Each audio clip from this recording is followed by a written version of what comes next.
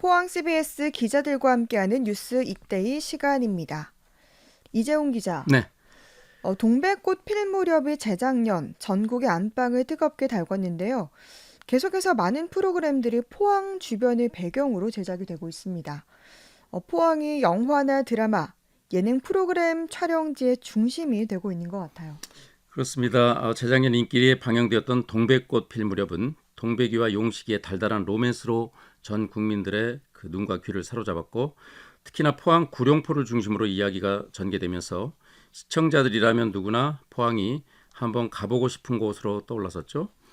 저도 요즘 그 촬영지였던 구룡포 근대문화 역사거리에 가보곤 하는데, 평일에도 사람이 많고 주말에는 수천 명의 관광객들로 붐비는 걸 볼 수가 있습니다. 네.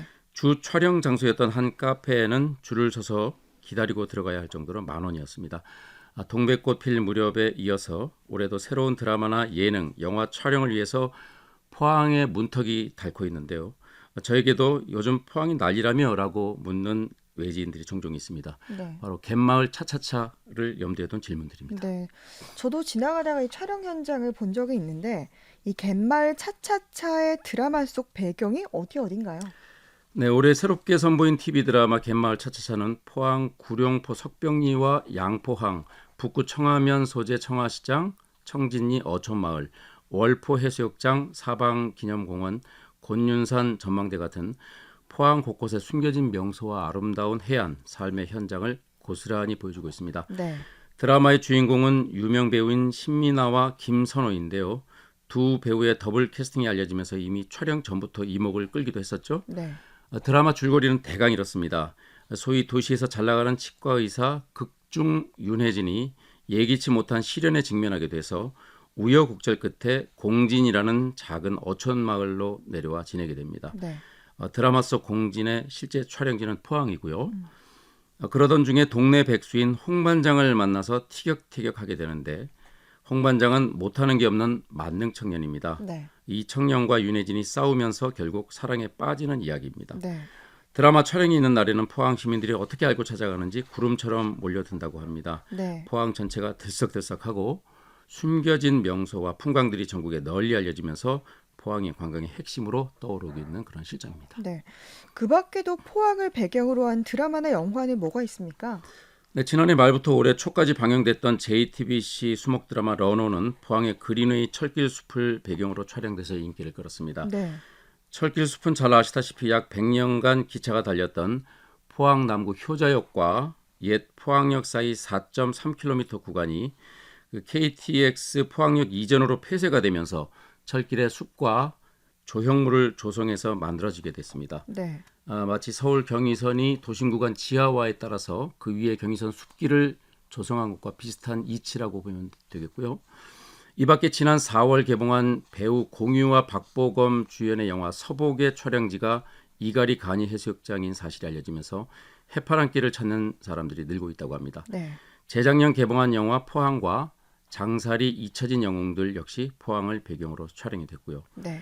KBS에서 방영한 1박 2일 포항편에서는 포항에 숨겨진 힐링 명소가 많이 소개가 됐는데요. 네. 이처럼 다양한 종류의 매체를 통해서 포항 시내와 구룡포, 호미반도 해안 둘레길, 연호랑 세오녀 테마공원, 이가리닷 전망대 등이 소개되면서 포항이 언택트 시대의 새로운 관광 명소로 부상하게 된 것입니다. 네.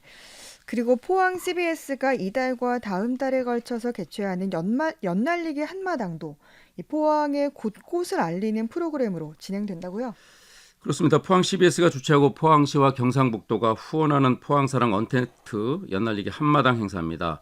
이달 23일까지 포항 CBS 홈페이지에서 연날리기 참여를 신청하고 접수할 수 있는데요. 네. 참가 대상은 유치부와 초등부 어린이들입니다.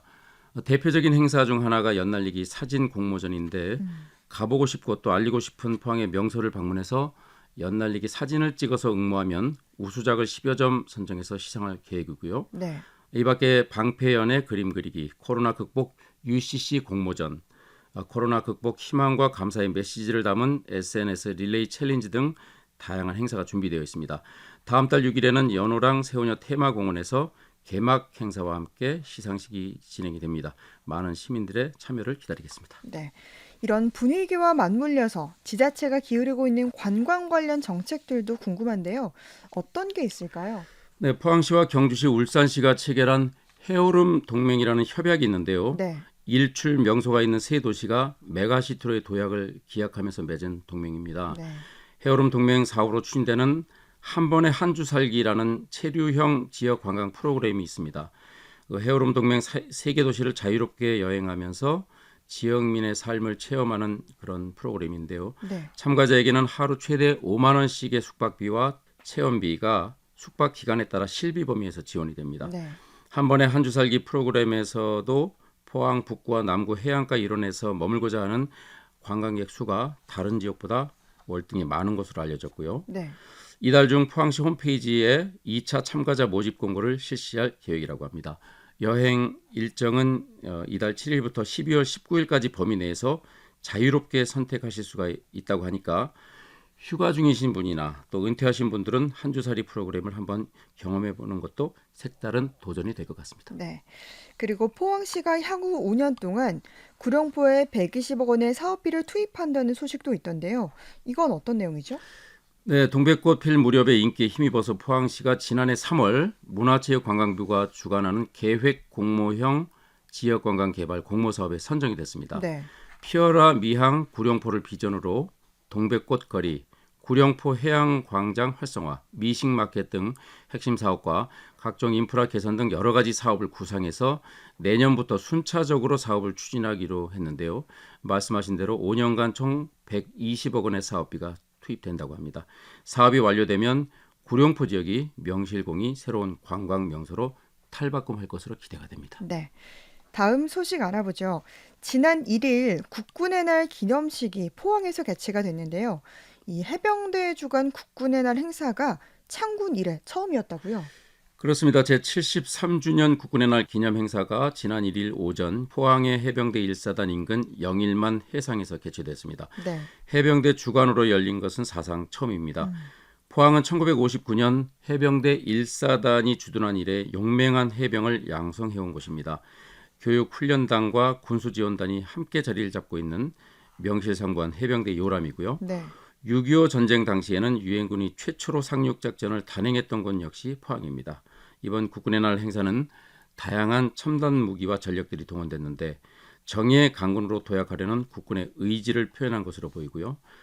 특히 행사는 이달 작전 배치를 앞둔 해군의 두 번째 대형 수송함 마라도함 함상에서 거행된 점이 이색적이었는데 네. 마라도함은 14,500톤급입니다. 그렇군요.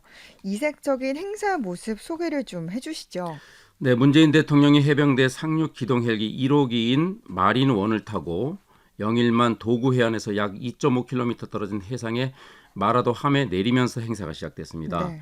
대통령이 해병대 헬기를 탄 것도 이번이 처음입니다. 네. 제병 지휘부와 기수단이 상륙함 천왕봉함에서 한국형 상륙 돌격 장갑차 제대와 함께 마라도함 전방으로 이동하며 군 통수권자인 문재인 대통령에게 격리하자 천왕봉함에서 21발의 예포가 발사됐습니다.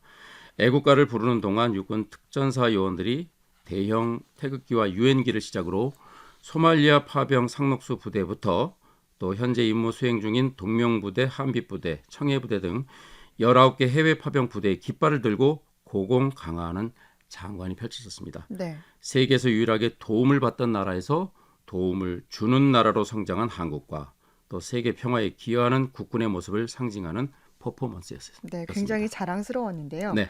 이 육군과 해군, 공군, 해병대가 총 출동한 합동 상륙 작전 시연이 이번 국군의 날 행사의 백미였다고요?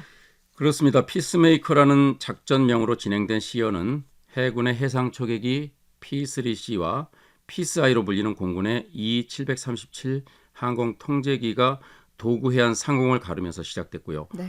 공군의 다목적 공중급유 수송기 KC-330 일명 시그너스와 전술 정찰기 RF-16에 이어서 핵심 표적 타격에 나선 F-35A, F-15K 전투기가 뒤를 이었고 상륙 돌격 장갑차 48대와 고무보트 48척, 공기 부양정 2척의 해상 돌격이 이어졌습니다. 네. 도구 해안에 상륙한 800여 명의 해병대원은 커다란 함성을 지르며 전방으로 달려가서 대형 태극기를 개양하며 박진감 넘치는 합동 상륙 작전의 과정을 보여주었습니다. 네. 문재인 대통령은 국방개혁 2.0의 흔들림 없는 추진과 함께 미사일 지침 폐지로 더욱 강력한 미사일을 개발하고 있다는 점도 강조를 했습니다. 네. 뉴스 이데이 이재웅 기자였습니다. 네, 수고했습니다. 감사합니다.